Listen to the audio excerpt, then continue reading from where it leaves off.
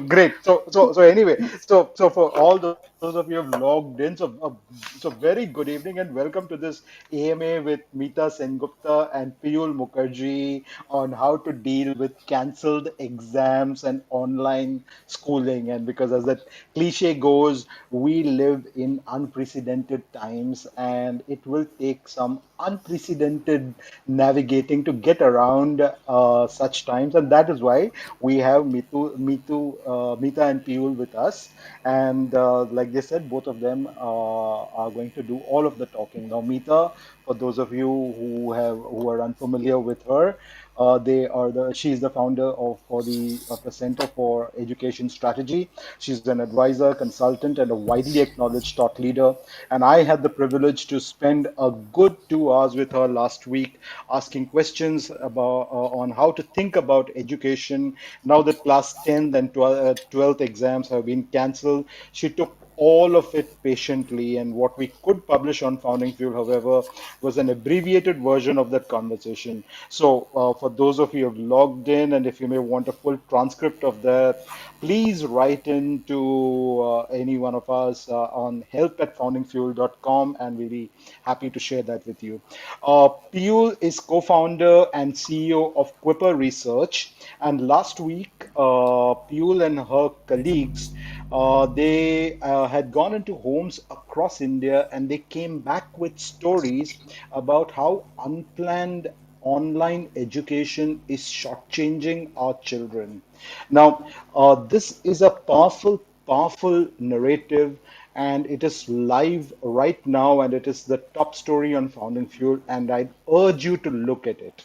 So, I am going to open with a few questions.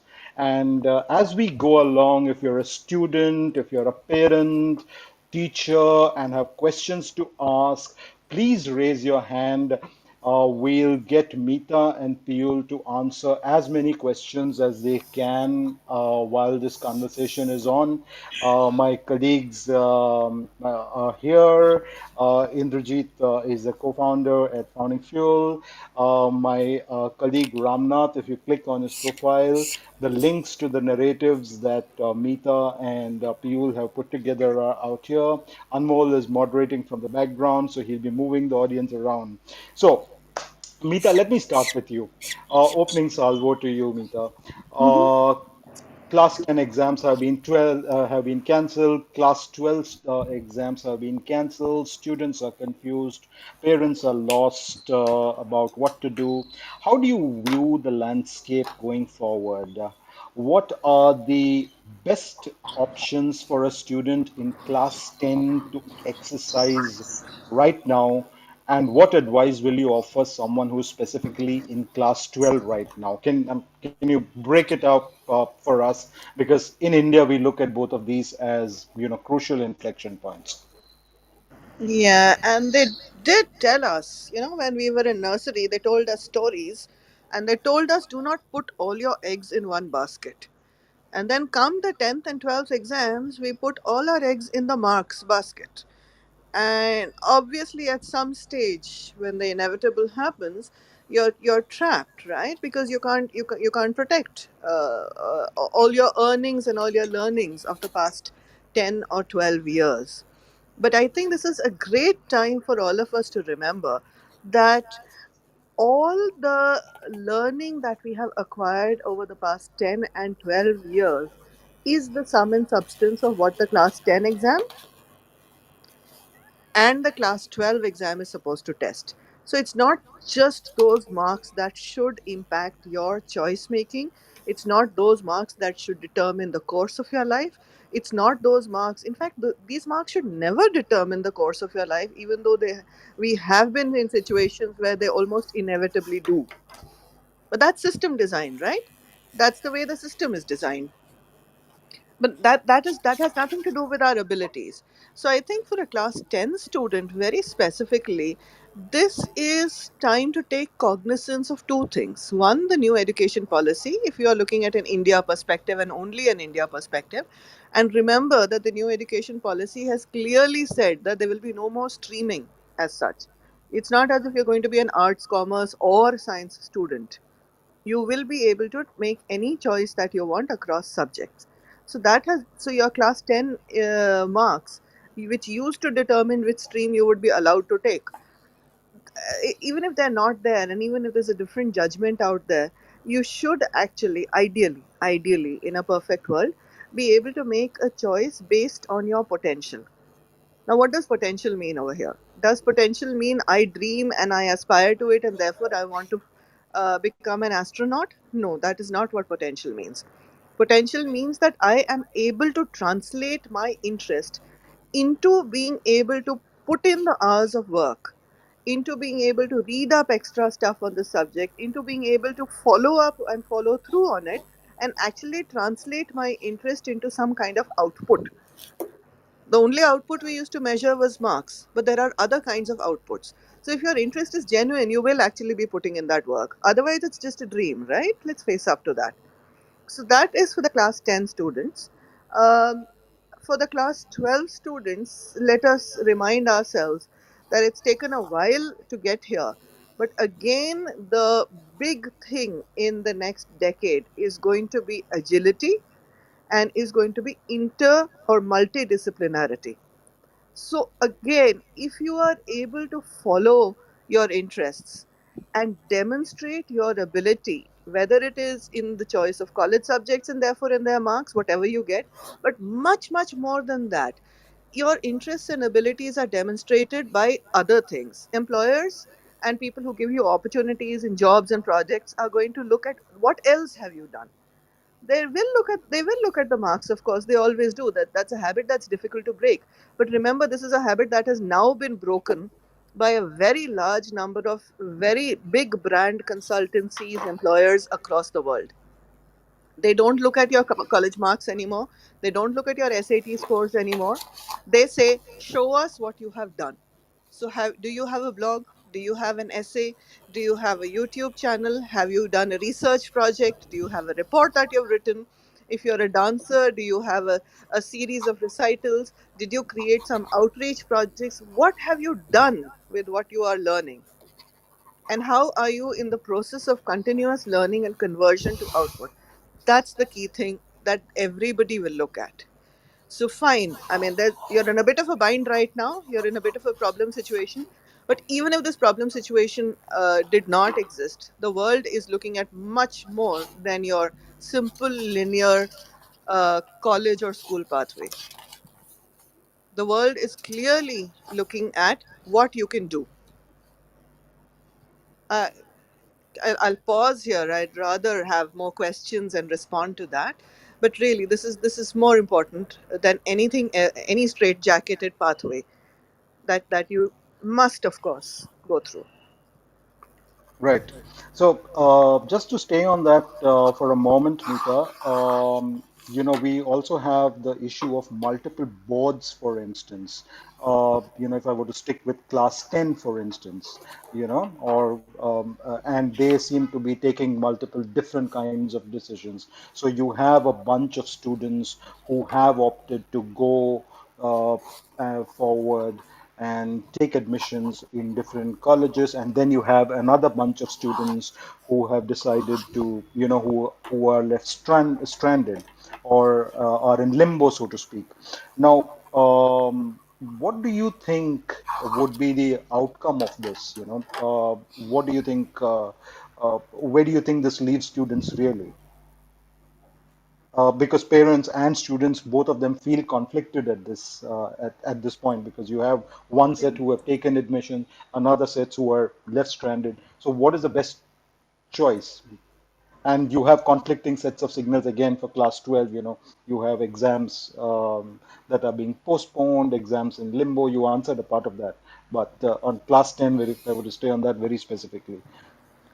Yeah, I was talking to a bunch of school owners and school heads. We're on a bit of a group, and they were all really upset about this. Was a few months ago, And they were all really upset. They said, if the class 10 exam doesn't happen, then how are we going to select for class 11? We don't have a process for that. And the good news was, and I'm not going to share the conclusion of that because that was a private group and some adopted it and others didn't. But the good news was when educators talk to each other, they find solutions. And so some of them said, oh, this is what we are doing in our school. Others said, this is this other way that we are selecting students for class 11 in our school. And so based on what their ability was, based on their capacity, these school owners who were confused basically created an entrance system for themselves. Now, how does this help a class 10 student? Because instead of having one sorry, Piyul, could I ask you to mute yourself? uh, I think we can hear you turning pages. so uh, so what is happening over here is that the class 10 student is doesn't know, right, that instead of one system or a known system, a familiar system, it is simply a matter, it is now not simply, pardon me, this is now a matter of saying, oh, these five schools have this system, these other six schools have this other system, it's very confusing, it is too much. It is true, it is too much. One thing schools ideally should do is they should have a very transparent process, and they should announce their process to the world. And in fact, if we could have one standard portal, maybe your students just put it together, class 10 students put it together, say, I've been able to find out about these 10 schools, and you find out about these other schools, etc. And you share information in a portal, maybe even either have a Twitter chat about it or something where you can share information. Right now the confusion is because of the change. Earlier you had time over 2 or 3 years to gather this information. Your cousins could help you, your friends, your neighbors could help you because they had been through the same process. Now their information has become useless, right, because that information has changed. So what you need to do is and you have limited capacity to find out. So you need to be able to, unfortunately, here is the answer, you have to actually work harder at it. You need to extend your network, you need to extend your network of networks, and thankfully you have technology to help you. So try creating. Remember when this mega crisis happened for COVID, all of us were making portals for finding oxygen. We were creating shared portals for finding specific medicines, etc. We were all working hard and we were all working together. I think what we have learned from that crisis, that learning we should apply to this situation now. It's not a crisis, thankfully, but we do need better quality, curated, shared information. In fact, we can even request the boards. But I think it's a very bad idea to make something very formal. Because then it becomes a rule, then you get stuck in it, then 10 years later students are stuck in the same rule, but the crisis has gone but the rule still remains. So it's best to keep it among students and say, let's create shared portals where we are sharing information on how to access this pathway. That is the administrative part of it. The second part of it is, how do you know which one is best for you? Now, in a perfect world, you should be able to go to the school, you should be able to talk to them, but we all know practically that when you go to a school, kaun sunta hai wahan pe? There's hardly anybody who's picking up the phone, etc. Some schools have a very good response systems, many others don't. So again, I think it is a very good idea to try to find some seniors from that school, people who are in class 11 and 12 in that school, and ask them their experience and how it has been for them, and whether it's really worth that or not. I know, for example, in the western part of India, in Bombay, etc., because that's why you mentioned college, Charles. People move after class 10 into what you call college. But in North India, many people just continue in their same schools. Only about, I think, 15 to 20% new entrants come into the more popular schools. So again, the school rankings remain the same, the curriculum and the syllabus remain the same. There is not so much of a change. The only change is in that admission process. So I, and ultimately now it is a question of saying, ठीक है यार, पहले we used to know how to do this, now we have to do 3x the kind of amount of hunting and searching. I'm very sorry, but this is the crisis that we are in, that we just have to work a little bit more to find the same information which was almost automatic to us earlier. I hope this helps a little bit, but again, more specific questions would also Sure, help when sure, they come sure. from the students. Sure, certainly, certainly. So, like I said at the outset, if there are parents, teachers, or students specifically, you have very specific questions to ask of Meeta and Piyul, please raise your hands and just feel free to shoot those questions. And this is an AMA, so we can just be blunt with them and ask those questions. IG, I think when I was doing the dump the last time around after coming out of that conversation with Meeta, did you have something very specific on this theme to ask her? Yeah, thanks, Charles. Hello, everyone.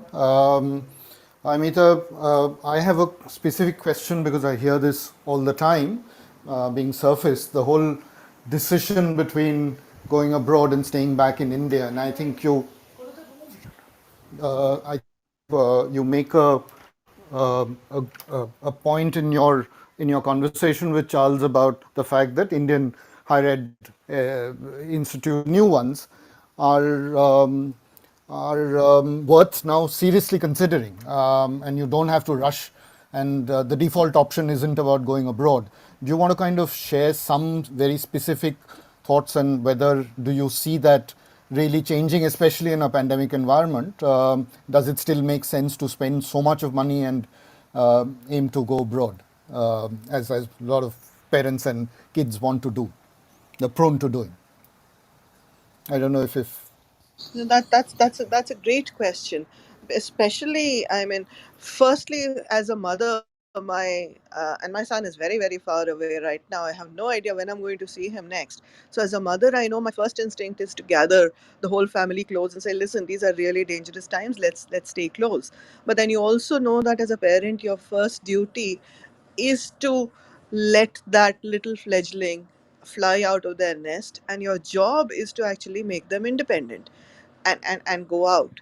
So we have in the past known that firstly a Western university education, more specifically the ones in the US, the UK, Australia, Canada, for example, these countries, they definitely give you a sense of liberty and freedom of conversation and debate and analytical ability, the ability to debate your corner, to argue it without getting into a fight, to be able to have an honest conversation about the issue and not make it personal. These are key skills for life, and you learn them in those universities. And by using those skills, you actually learn much more about your subject matter because you have fought hard to argue every bit of the subject matter that you learn. Whereas in Indian universities, traditionally, what used to happen was that you simply received the information, you made notes in your book, and then you went and wrote out perfect answers in the exam.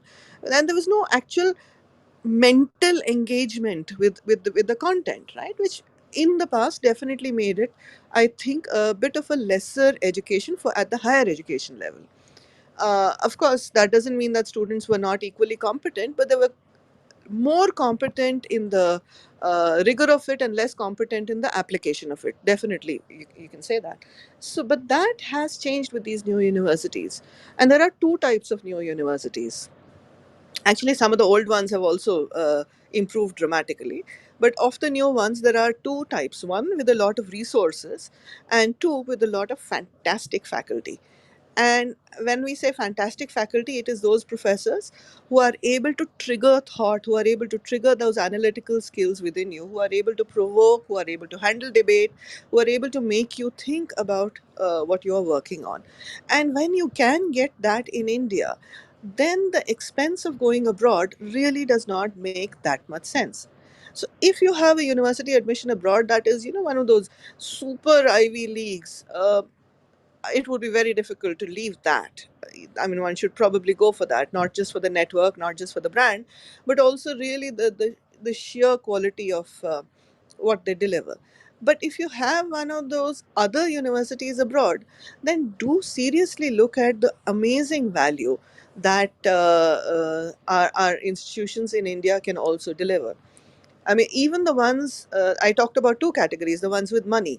The ones with money actually have so much access to very high quality resources, excellent classrooms, excellent technology, excellent movie making, documentary making software, really good professors. And now that you have technology and you're able to access MOOCs, etc., you're able to email professors all over the world, if they respond, of course.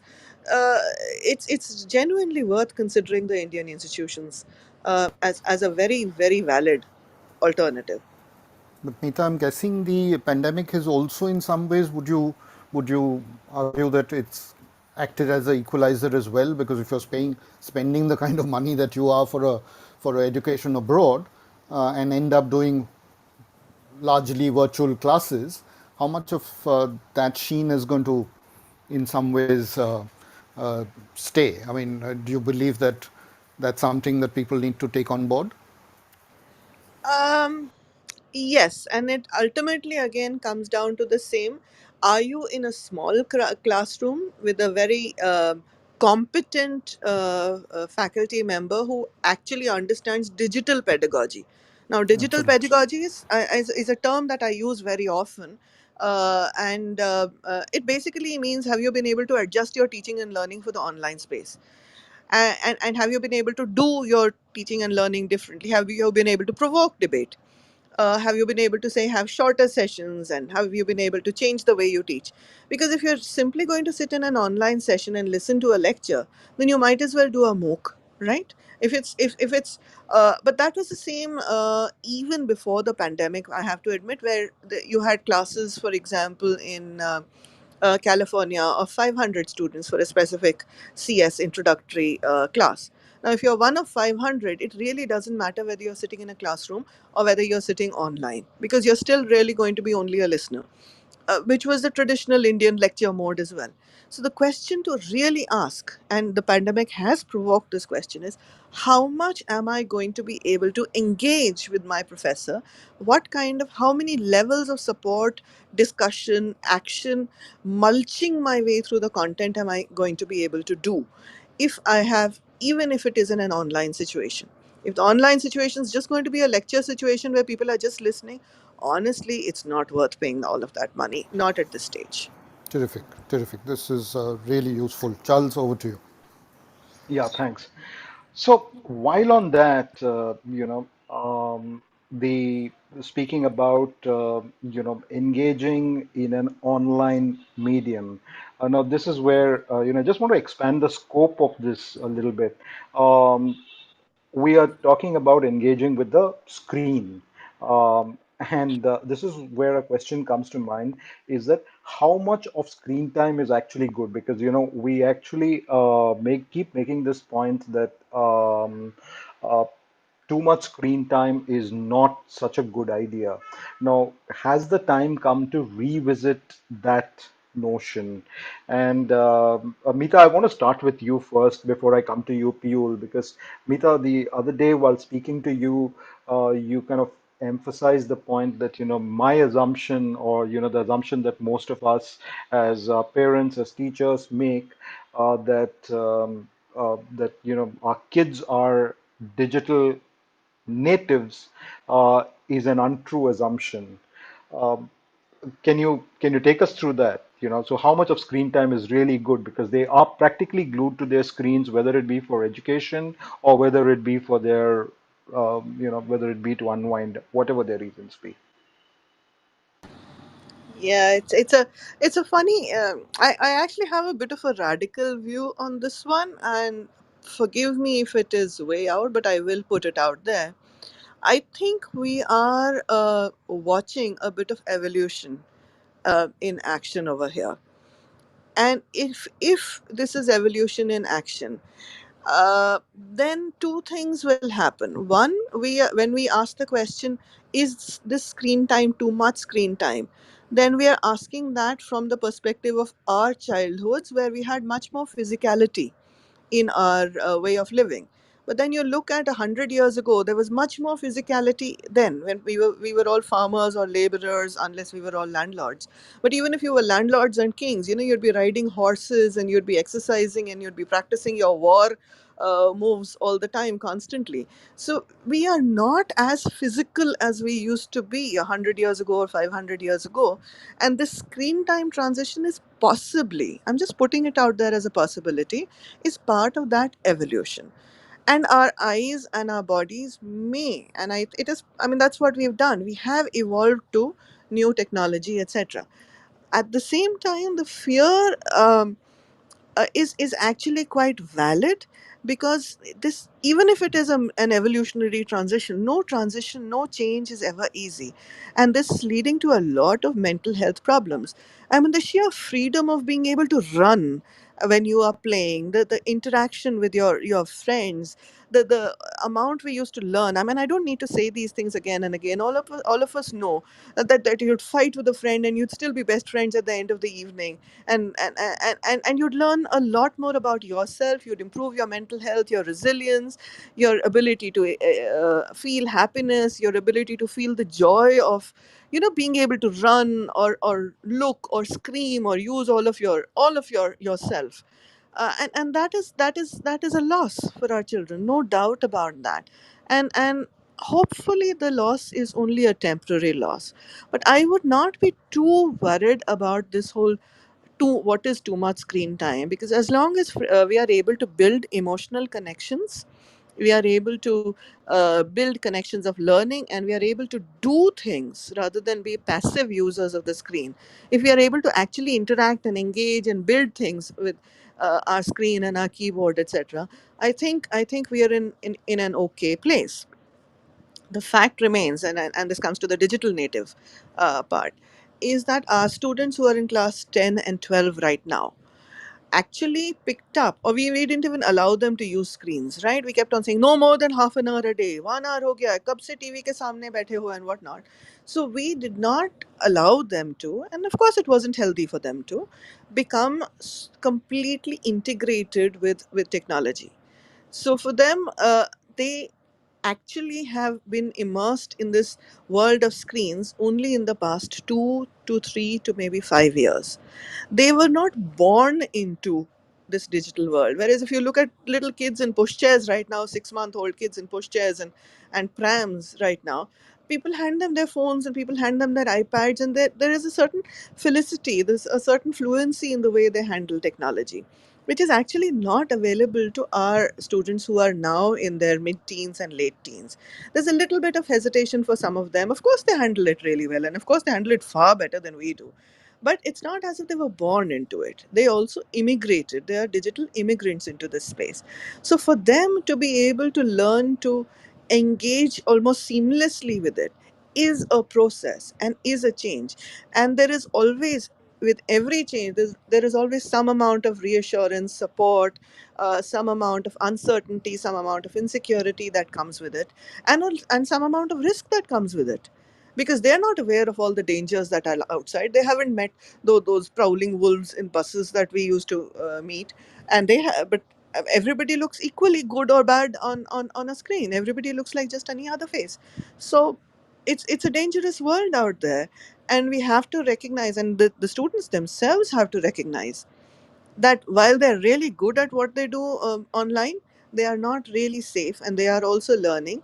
And it's okay when they make mistakes over there, as long as you know that you have support, backup, transparency, etc., etc., for your screen time. So I'm actually bristling with anger as you say this, because I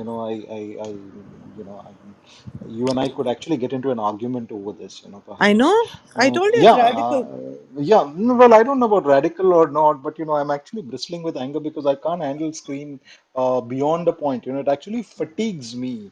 Yeah, that's You the know. change I talked about. Absolutely right. Yeah, so that's why, Piyul, can I bring you in here?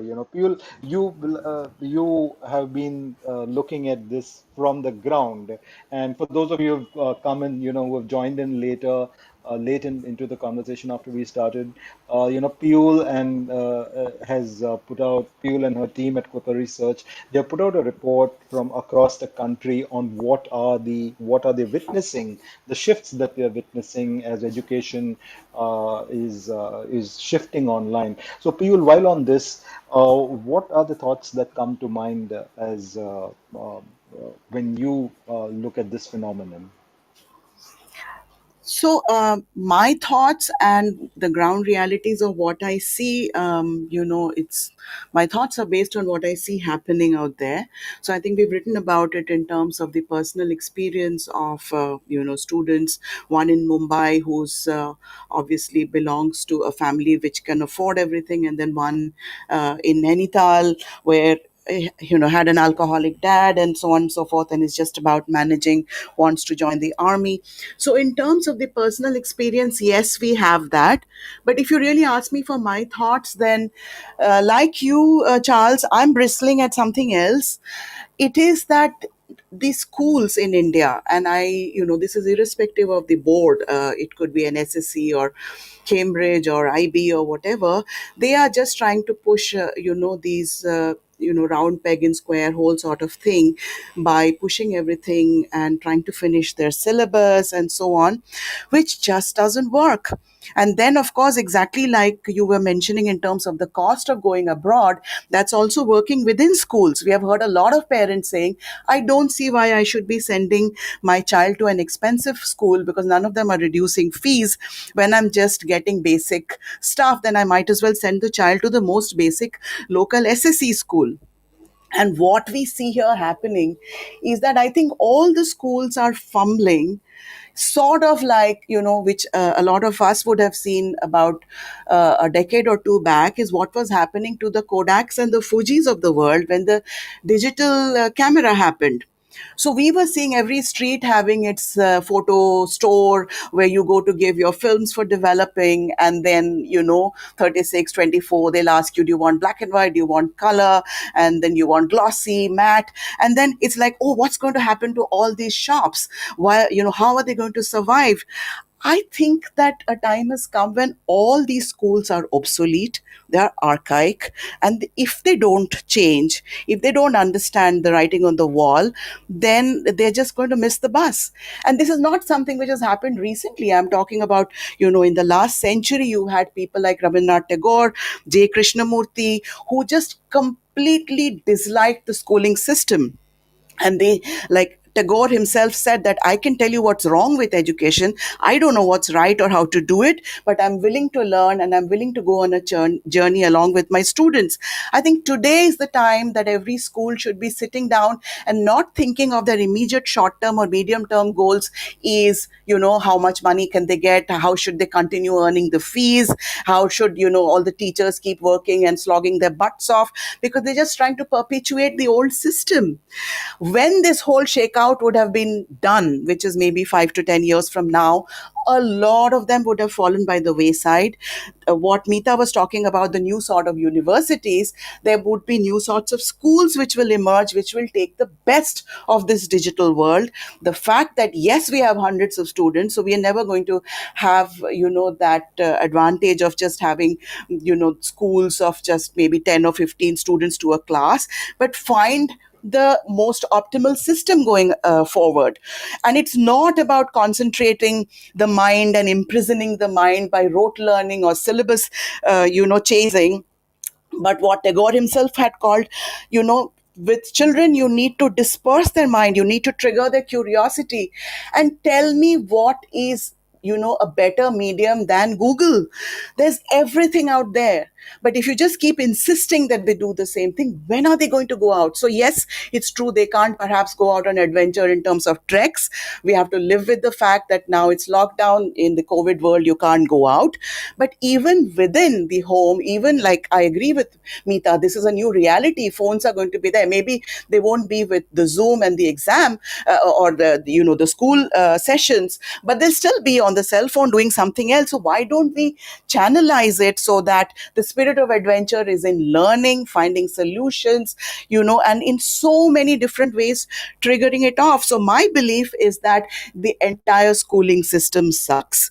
And if, and we keep, and, we keep thinking it's now that, oh, I this am with you COVID. on that. I am with you on that. Yeah. No, so I just feel that we think, oh, this is all a question of post COVID. I think that the COVID world has just given us an excellent placeholder to lay the blame on. But this has been, the signs were there much earlier. Just like you say, we are we going to see the sixth extinction? And then a lot of, people will say, the experts and the scientists will say, oh, the sixth extinction started many centuries ago.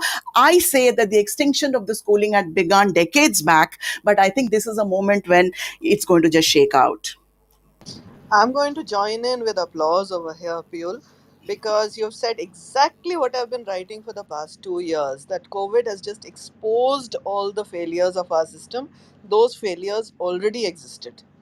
Which is why this whole exam cancellation thing, the big argument was your exam isn't really assessing anything anyway. Might as well cancel it and not put people at risk. Absolutely. And even, when I'm thinking, say, 10th standard, in terms of the interest, I think it's the, I'm sorry, I'm so disconnected with education policy. I had no idea that there is no more arts and science. And commerce, like you pointed out.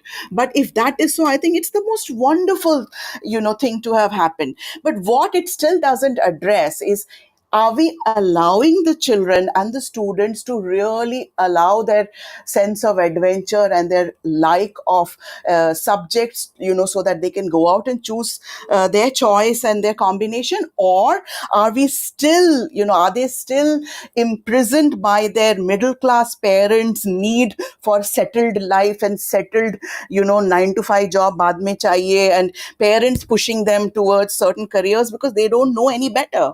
I think parents need to know that there is no longer a future for those engineers. And even, I know, if it's a medical school, I would say that, the entrance exams shouldn't only be taking, their knowledge of biology and science, which is fine. By the way, that's thunder behind me. It's beautiful in Mumbai. Okay. But it's also what you said, that, in terms of their interest, their outreach, and find children who are dedicated, who are going to make excellent doctors. I don't think any entrance exam ever does it. There's so many children out there who will make brilliant doctors, but maybe because of that whole marks culture, they missed out. As long as you're sure that they can, capture whatever is taught to them later, there should be now a new method of taking those children on. So well said, Charles. Little fact check before I hand it back to you. That new Sure, sure, education sure. Go on, policy. go on. No, you don't have Yeah. to do a fact check, please. I think No, no, I'd no. love it for both of you guys to go on. Right. Piyul, you said that basically this whole multidisciplinary thing is in the future. The new policy, which has been mooted and accepted by the cabinet, says that in the future the streaming will not happen. As of now, in the present, the streaming and the streaming traps still exist. Though again, CBSE, for example, has always said that students can choose any combination they have, but schools obviously have a cost and administrative limitation. So when arranging timetables is the biggest nightmare in a school. I mean, whenever you try to run an establishment, creating a timetable is utterly crazy, impossible job. So uh, if you and if you have to find one teacher specifically to teach one student or 4 or 5 students, it doesn't work out economically, right? So you can't allow all those combinations in every school. But the CBSE has always allowed that multiple combination and has allowed that multidisciplinary approach.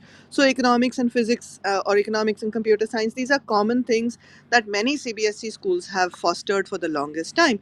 The rest of what you said, again, completely agree. There should be so many different pathways, even into these traditional doctor, engineer kind of roles. For example, a nurse who should be able to, or somebody who should be able to work their way through community college, taking exam after exam after exam, not just this one NEET that says you either pass or you fail, and 3 attempts and that's it. I mean, this is not a game of that you're playing in a diamond square over there. This is life, and this is talent, and this is potential. And so many of our students discover their talents and potential when they're 20, 23, 25. I mean, in fact, you know that the human brain actually fully develops only at the age of 25. So अकल उसके बाद आई हमें is something that so many senior professionals have told us. In business and management, they are able to catch up, but as a doctor or an engineer, you're not able to catch up, and that's a terrible system to be in.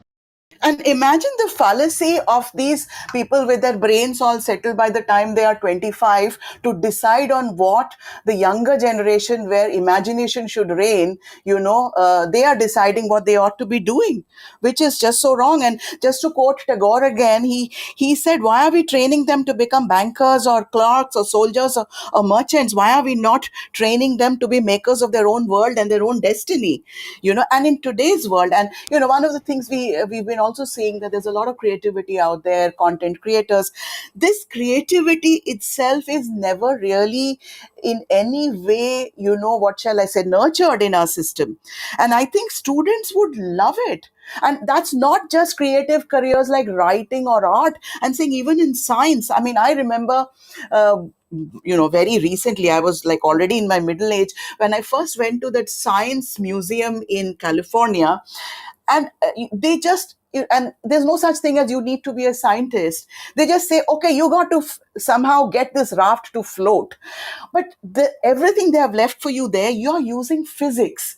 Later you figure that out. So they kind of instill the love for that subject, because you have to get that raft to float. Later you figure out all the ways you did it. So all these ways, and I'm saying, okay, forget it. Now we're saying we can't go out and do these things on the internet. Use YouTube, use Google, make school groups where each one is actually partnering the other. One becomes maybe, the captain, the other is doing something, bringing different parts of the puzzle together. You're not doing that. Okay, are we doing in any school that, now that there are no social interaction, which our blog talks about, that children are so frustrated. This young boy says, when I went to this new college, I couldn't even meet young people. My dad said, what sort of teenager are you? You have not even made any girlfriends. So in this world, why isn't it that the schools and the colleges are saying, I mean, I remember my best teachers were always the fun ones. So if there's a teacher who comes and says, today I have some work for next half an hour, why don't you make small groups of 3 or 4 and just get to know each other? And I'm going to ask questions later, not to you. So not to you, Rahul, but I will ask your friend Chaitanya about you. So you better tell him everything about you. So you sort of foster friendships, or you foster, problem solving together. Teachers Okay. are doing nothing. Millennials will shudder at this forced closeness. But no, your point is well taken. And there are a few schools, very few schools, where a lot of this is being done, where you do have the space for this creativity, but it is not in there are a few problems with this approach, right? One, you can't have this completely libertarian approach where you say students go Google and do it all on your own. That has been tried and tested, and those results do not pan out. So you cannot do it without a system, some sort of a system, and you cannot do it without a teacher. There is enough research to say that purely Google learning does not work. And self-driven learning, purely self-driven learning in the younger years does not work. We have tried that, and learning outcomes have dipped and they have dropped. So that, but the fact remains that within a structure, I mean, for example, Montessori structured play, there is so much amazing stuff, the kind of discovery that you talked about, that is available in a structured manner, that actually incredibly improves brain capacity, learning outcomes, your ability to do things, ability to discover things, build, etc., and all the things that you were talking about. Pure, you're absolutely right in that. But if schools started to do that, and I have mentored a few businesses that said that came up to me and said, ma'am, this is terrible, हमारे schools में बहुत खराब पढ़ाई सिखा रहे हैं. Students should actually be engaging in discussions about how the news connects to history, and how these patterns have impacted science, technology, and development, and that's the kind of learning students should have. And I said, absolutely great, go and try it out. We're with you in that emotionally, but who's going to pay for it? No parent is going to pay for that tuition. So I said, you will have to camouflage that as a regular class 10's tuition, and then do these as weekend workshops. And so, for example, so many startups also, the startups are people who say, we will create the world, exactly the world that you envisaged, right?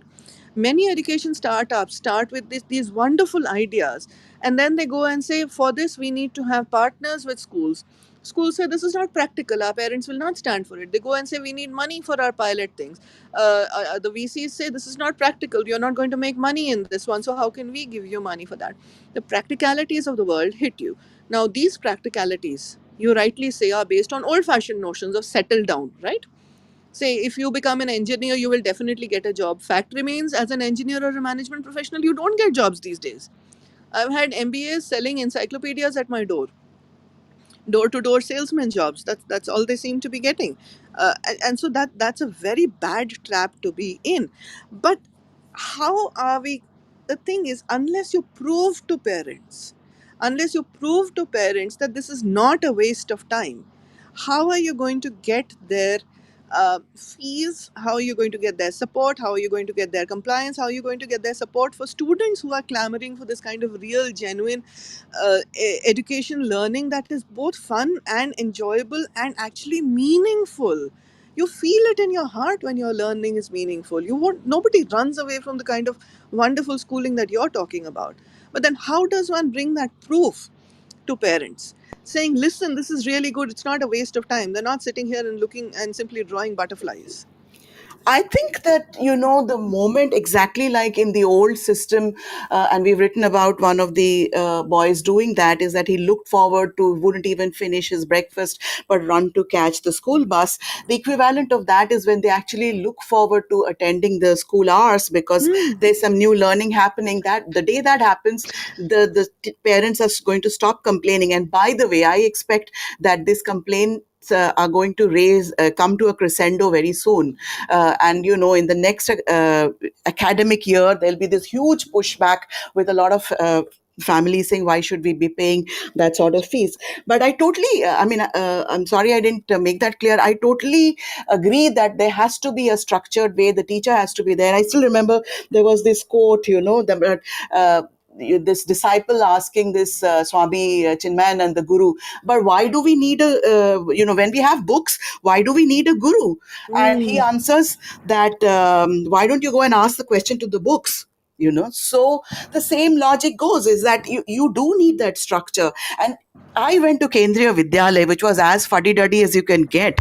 Most teachers I've forgotten, but I do remember certain teachers.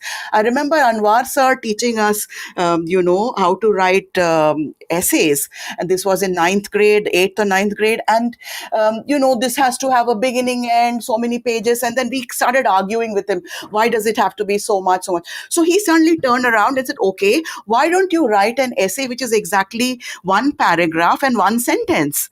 And we were all flummoxed, but it was a task he gave us. And we went back and we were struggling to write about Indian cricket team in one paragraph.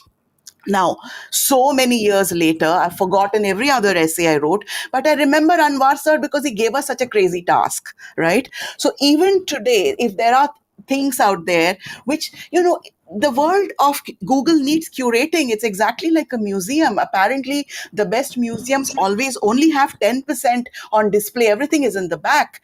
So the most important person are the curators. I see teachers as the curators of the online world. Absolutely, so beautifully said. And you used Harini's magic word, curation, over here, and I Yeah, see. and Harini is here, and Harini is here. And by the way, talking about engineers, before Harini comes in, I just have to say, talking about engineers, one of the smartest engineers in the room is out here, Anmol. He's so super smart, it's not funny. He's absolutely a brilliant painter, I must tell you. So, on that note, Harini, you have a question, please.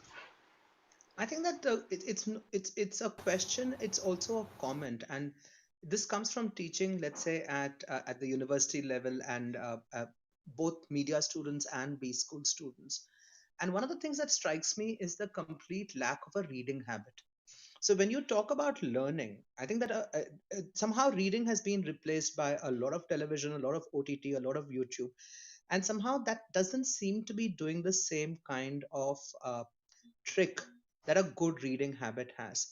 So I think I agree with what both Meeta and Piyul have spoken about, which is the need for structure. You can't suddenly tell students learn on your own or go to YouTube, or there still definitely needs to be that structure. But I think one of the things that needs to be looked at is how do you bring in a reading habit. that expands the mind and allows people to choose the choices that they have before them wisely. How do you do that?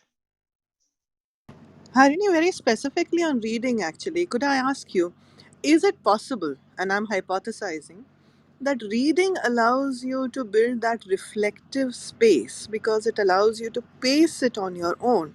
Whereas in all the other media, you do not control the pace as such. Of course, you can pause your OTT thing or any other recording. Sure, you can, but you tend not to. You are more passive, you are more controlled. Whereas as a reader, you build in that space for reflection. And reflection is something that we have found is, for example, Piyul's example of the essay that she remembers. What really Hmm. happened over there is they had to reflect on the process of writing an essay, the purpose of writing an essay, the elements of the essay, etc., when they were forced to change the structure. That was an opportunity for reflection on what an essay really is. Reading allows you that reflection. In teaching practice, we know that any teacher training that doesn't build in space for reflective learning and actually doesn't formalize that, because that's formalizing is how you force teachers to write their reflective journals, because it's such a boring thing for teachers to do. And till you force that reflection, you do not build in any learning. And I think this is an element that you've brought out beautifully. I think it's not just that, but so the question enhances itself to, in these other inputs that we have, how do we build in that reflective practice for the learner? I think definitely the reflective practice, but the other thing is also the imagination. So when I read a Harry Potter and I imagine a Harry Potter, as opposed to when I view a Harry Potter and I take in the Harry Potter that is being served to me. And that goes across whether I'm looking at physics or whether I'm looking at Harry Potter or um, I don't know, and pretty much anything else. I'm imagining strange worlds. I'm imagining a lot of stuff as a kid, as even a adult when I read, which seems to be lacking in probably every other medium, which is Yeah, really odd because I work in every other medium. yeah, the multiple visualizations that are possible, That's kind right. of. That's right. And I think that's going to be extremely core. And also, I think that something else you'd mentioned earlier, which is the entire interdisciplinary snacking. What do you really like? Which is what middle school was for me, to be honest. I was very fortunate to have a very regular kind of schooling, but brilliant teachers. And middle school syllabus was literally interdisciplinary snacking. Sixth, seventh, eighth. Some things you liked, some things you hated, you slogged your way through it. And half the time when you slogged your way through it, once you had a sense of achievement, you actually learned that you liked geography. I mean, what kind of a beast am I? I actually like geography. I enjoy history. What is happening over here? Hmm. It was a weird discovery of engagement with, which came only after initial success. And I think that's another thing that we tend to forget when we build in our systems is, and some of them of course are taught to do formative assessment properly. Let's not get technical over here. But building in those initial successes to build engagement with learning, and then these multiple without hand holding so much that multiple visualizations are destroyed. I think your multiple visualization is truly critical. I have to share a story. I'd gone to visit some friends, and I said, I have a serious problem because all stories that that are told in movies are the hero's journey, and Disney has done this because all children's stories were done by Disney, where you have a standard pattern of the story, which is the hero's journey. The hero sets out, goes into a jungle, finds a problem, attacks the problem. Falls into a deeper problem, gets a team to help them with the problem, and then wins the problem. There is just one story that is being told with different in different formats. Big Bad Wolf, Red Riding Hood, all of them. And there are so many thousands of other patterns to your life. You don't need to live your life, or you don't need to have your learning in only that one visualization of a pattern. And I found myself a little bit isolated on that. And I think what you're saying about multiple visualizations is exactly that you don't learn just one story in life. The story of discovery of radium is not the same as the story of the discovery of helium, for example.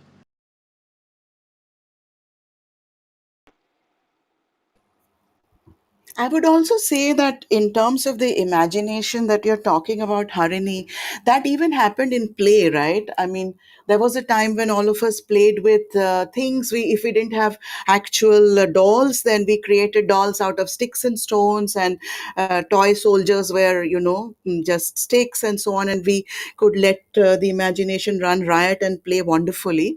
And now everything comes standardized in terms of, pre set games online and so on. So I think the whole world keeps changing. So this imagination thing is definitely a huge thing.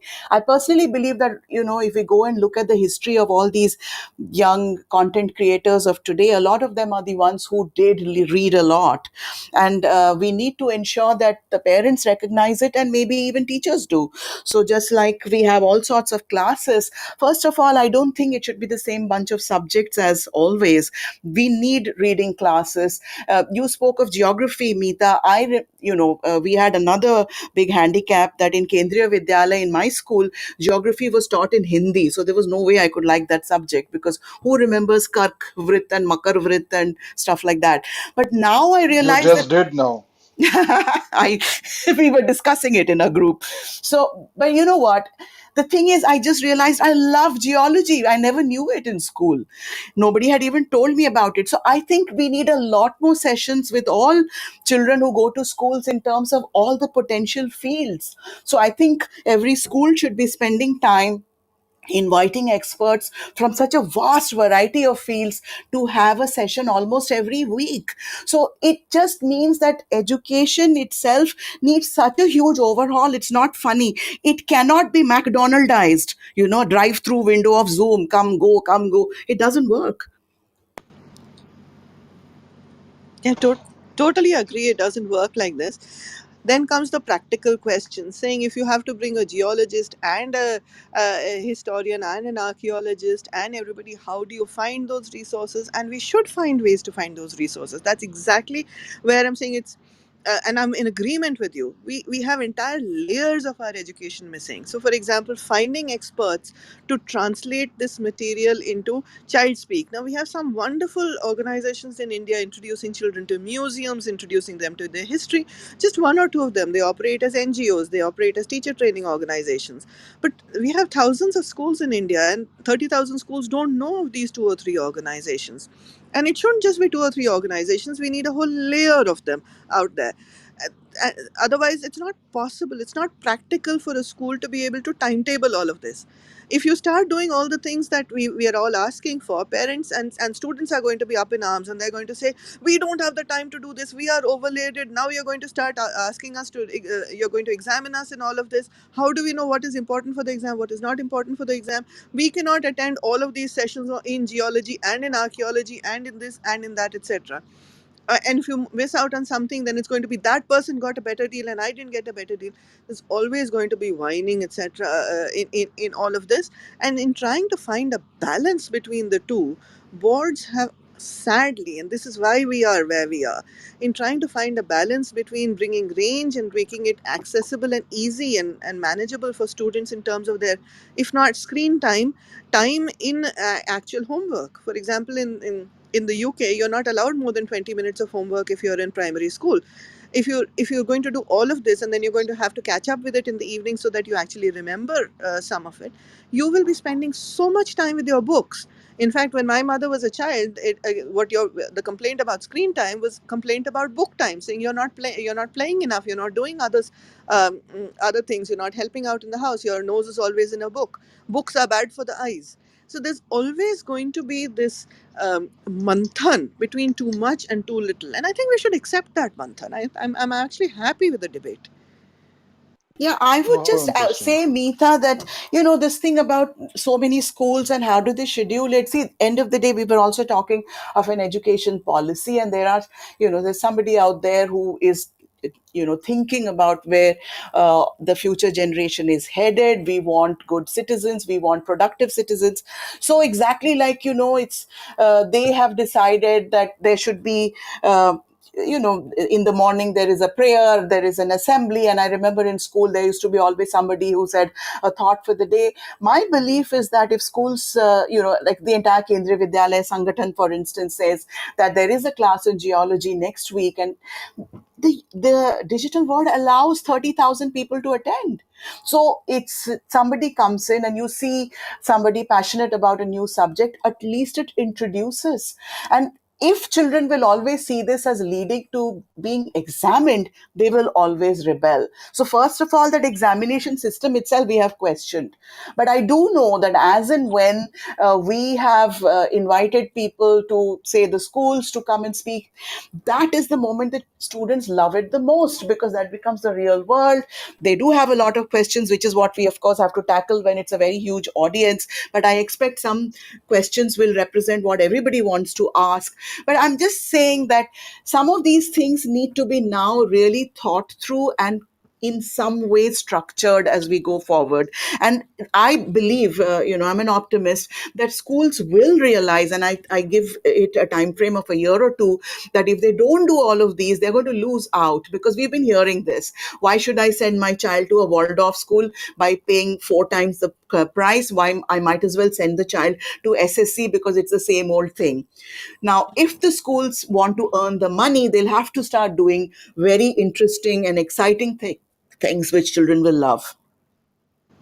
I completely agree Right. with that. I think that you definitely have to make kids love education. I think that, just as you had your professor asking you to write something about cricket in a paragraph, I had a Miss Chagla, Yasmin Chagla. After all these years, I remember her name. And her first assignment in history is, you are in Portugal while I think Vasco da Gama takes off for his travels, and you're a journalist, write an article. And it's after all these years, it's probably the only essay I remember. And it was fun. It was a classroom. It was three people to a bench. It was a crowded classroom. It was a government school. It's not particularly one of the posh schools. So I also think that there's a problem at two levels. In a lot of the government schools in a place like a Mumbai or a Delhi, you do have people coming in and talking to students on a regular basis. At the top level schools, again, you have a tremendous amount of orientation. It's that mass middle where there's a tremendous amount of I think students are losing out tremendously, because I think that it's become completely a by rote learning machinery, which is literally spitting out low wage employees. And that's a tragedy, because you're depriving students of their dreams. They have aspirations, and the system isn't allowing them to meet those aspirations. They don't even tell them what those aspirations can be. I had a So while question. on that, yeah, while on that, Anmol, I think you had a question. Would you like to come in on this one, Anmol? Yeah, so I think we have been speaking about the overhaul of education, and my question is, where are the ideas going to come from? Are we banking too much on legacy institutions, uh, or is there new places that we need to seek ideas? Just as an example, the best of banking right now is not coming from the likes of HDFCs or ICICIs, right? It's the Razorpays, the Alibabas, etc., who are doing it. And we've seen that across, I mean, WHO and CDC, again, legacy institutions have struggled during the pandemic. So, and when it comes to education, MBA schools, that cutting edge top MBA schools are still, considering how do we prepare a 21st century leader. So I feel that are we relying too much on legacy institutions? And is there, uh, for example, the need to say that, okay, the boards have a role to play, but there are other actors who have to come in and sort of supplement that education from other dimensions, right? I mean, if children are making YouTube videos, we don't expect the school fully to sort of supplement that and create that or add it to the curriculum or insert games. Why can't it be another startup? Why can't it be another institution? So not as just the context, but my overall question is, where are the new ideas going to come from, and are we placing too much hope or expectation on the legacy institutions like the boards? Not just legacy institutions, we are depending too much on the concept of an institution as a certifying agency. So the good news again is because the new education policy, and I'm an optimist over there, actually is so idealistic. It has all of these wonderful good ideas that the entire legacy system actually rejected the new education policy, saying it's impossible to do this. We can't do this at all.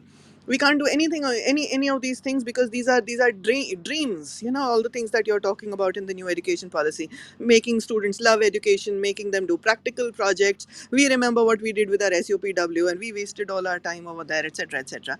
So actually, it is the difference here. It's not about institutions at all. It's about legacy versus value that you see, and who's going to be able to prove that value.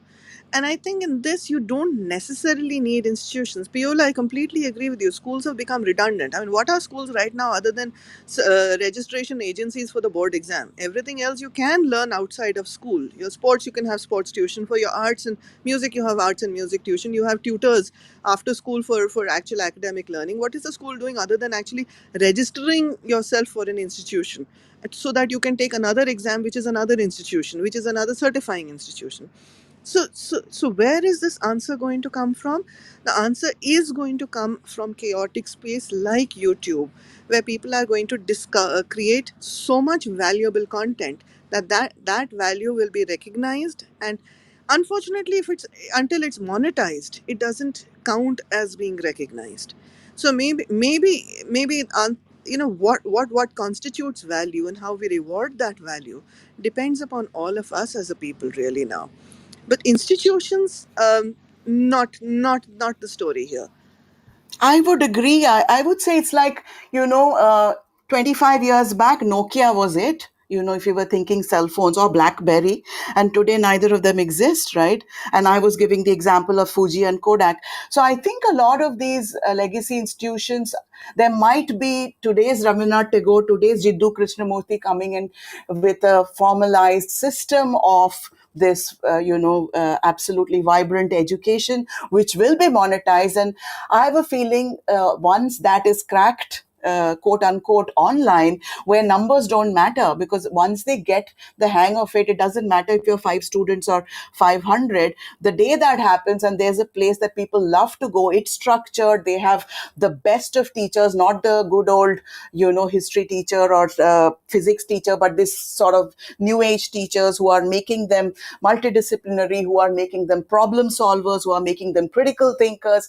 And that value will come from those new institutions. So the day somebody comes up and does it, those will be the ones who will take this forward. Right. That's that's it. Okay.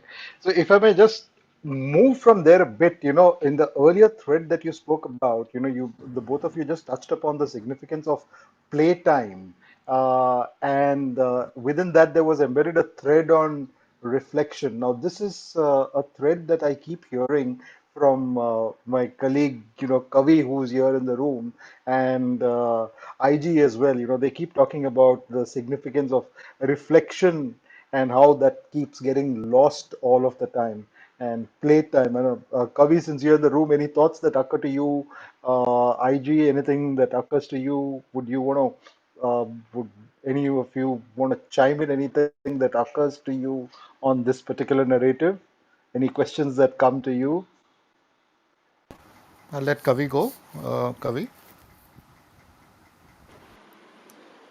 Well, Charles puts me in a spot, and that's his way of play.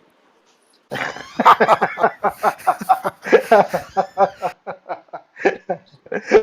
Kavi, you Okay. knew it was coming. You knew it was coming.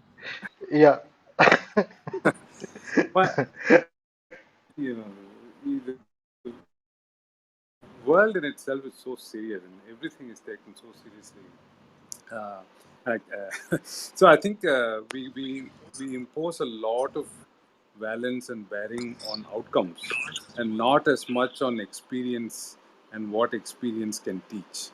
And therefore, I think there is a lot of emphasis that uh, what kind of outcomes come up. So everybody's focused on result.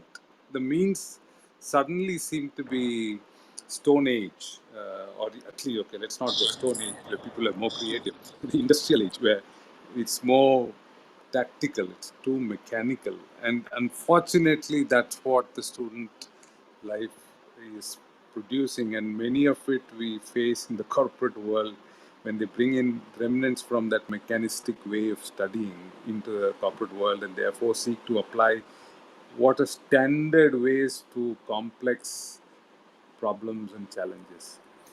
Therefore, even in the corporate world, just to get people to loosen up a little bit and relax, when we talk about play, it just gets a lot of derision.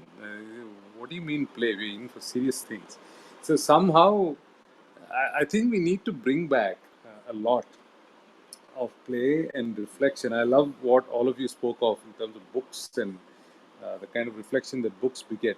This same with play. Play begets a lot of reflection, and I think it is with play that all of us grow. Unfortunately, it's negated to something which is kind of ceded space to serious study, as though play does not give us an education. IG. I'm good, Kavi. I'll much rather have other voices. I've already had my share of Sure. questions. So, Sure. Can Thanks. I ask Yeah, Kavi a yeah. question about play? yeah, sure, go ahead. So this was at a seminar with an Olympian who ran this Right to Play organization, a global organization. Meeta, you may have to speak up a bit. I think your voice Okay, is, okay. So I was yeah. talking to this guy who was an Olympics three-time gold medalist, and he ran this organization called Right to Play or something like that. And he obviously, and this was an education conference, so he was talking exactly about this, that play is absolutely essential for learning and all the wonderful things that we've said. Now, for me, play was about engaging all your senses and putting all of yourself into the moment and learning from that moment, or as one does. And also, the company, the teamwork, etc. For him, play was about achievement. Obviously, he's an Olympian, right? He's a three-time gold medalist. So for him, the objective of play was to win. And I find that really, really interesting, that if in order to be embedded in education, if in order to be meaningful, you have to have achievement and winning as the outcome of play, then is that the right approach to play in learning?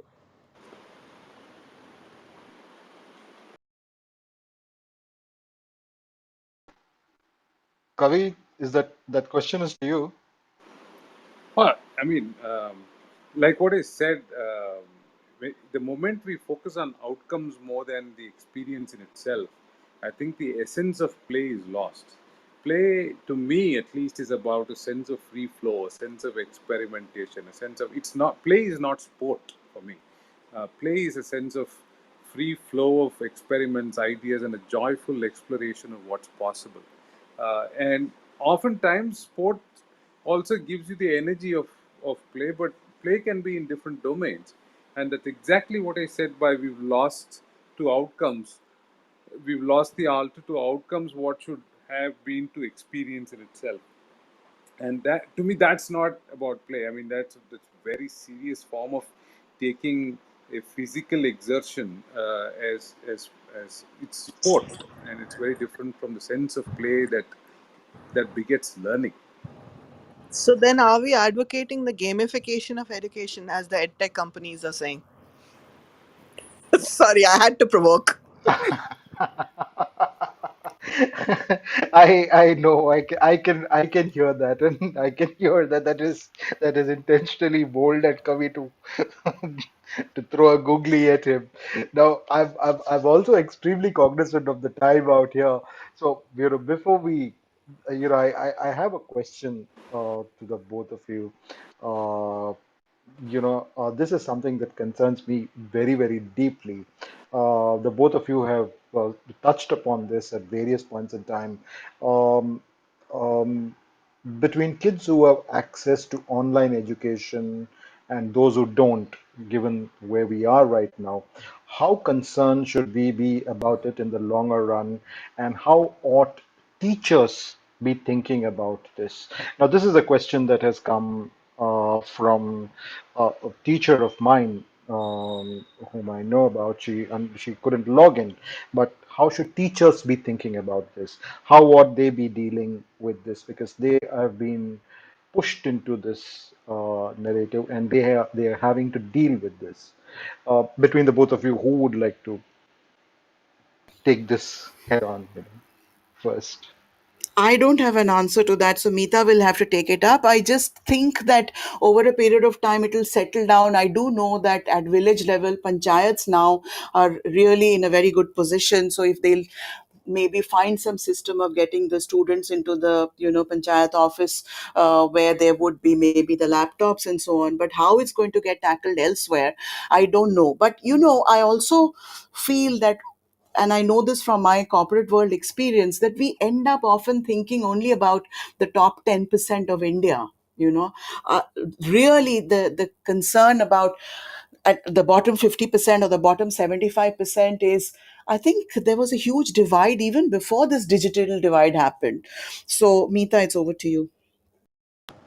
You're absolutely right. And one of the things that I've been asking for in examination and assessment circles for the longest time is, do not print the results of your top 1% or top 5%.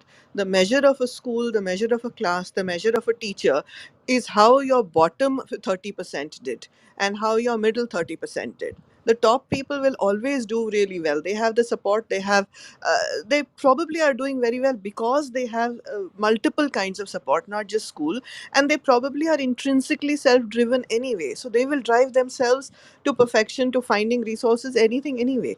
You as a teacher are really responsible for your bottom 30% or bottom 50% of your class, and all school league tables must represent how much they have improved, advanced the bottom 50% of their class.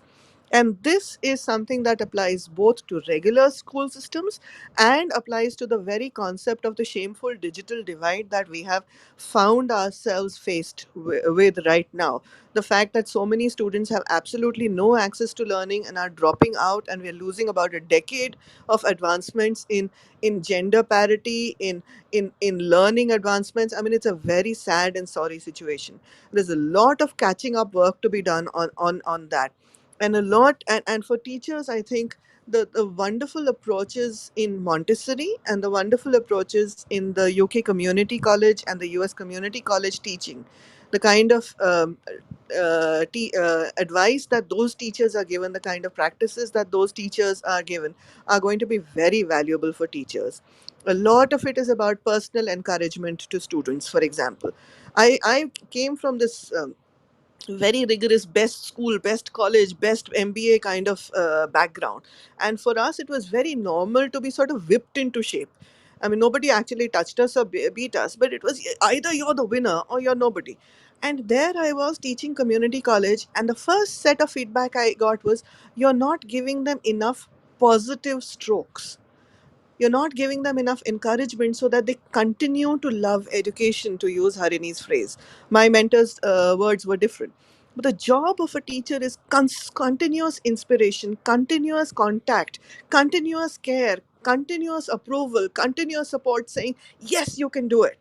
It's okay that you didn't actually may get more than 2 on 10, but next time you can get 3 on 10, rather than standing in front of the class and saying, here are 5 people who got 10 on 10. That's not your job only. The 2 on 10 moving to 2.5 on 10 is a much greater achievement and will take a lot of genuine care. It takes a lot of energy from teachers. So I think this is on teachers, and I hope we are able to support our teacher community in their supporting the bottom 50%. But Meeta, tell me something. Isn't it also the fact that there's such a huge demand supply gap? As long as there'll be, 30 students for one seat or 300 students for one seat, there'll always be this hierarchy created and these Brahminical schools, who will only choose the very best and so on. And then they'll be continuously whipping. So is it the teachers or is it the systemic issue? So what I'm hoping, given the demographics of this country, and we won't below that, we'll take this on after the session. Given the demographics of this country, many of these students will go on and build educational institutions of their own. We've already seen a very large number of educational institutions at the higher education level go up. Capacity in education will increase. A lot of people will not be able to find jobs, but they will be able to find teaching jobs, or will be able to create small teaching institutions that definitely will be able to sustain them. Budget private schools, for example, I'm hope a lot of them have had to shut down during this pandemic.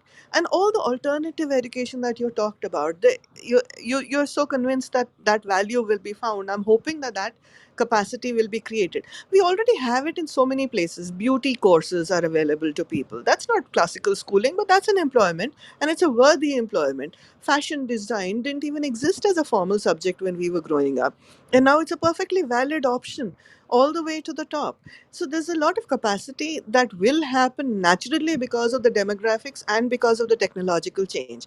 And I think the seat filtration thing is going to become less important than what you do in primary school and in middle school to encourage people who are not able to make it through those tiny tight filters. The building confidence in them, building the faith in themselves, building that ability to say, if not this, there is always something else. That's the job of a teacher right now. Find the next path, find the next path. That is going to become critical for the future, because these are the people who will bring the change that we really need.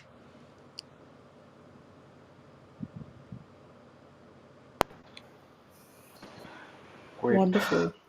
Wonderful. Thank you so much. That's a lot of ground that we have covered, Piyul, Mita, from how class 10 students and class 12 must think, must look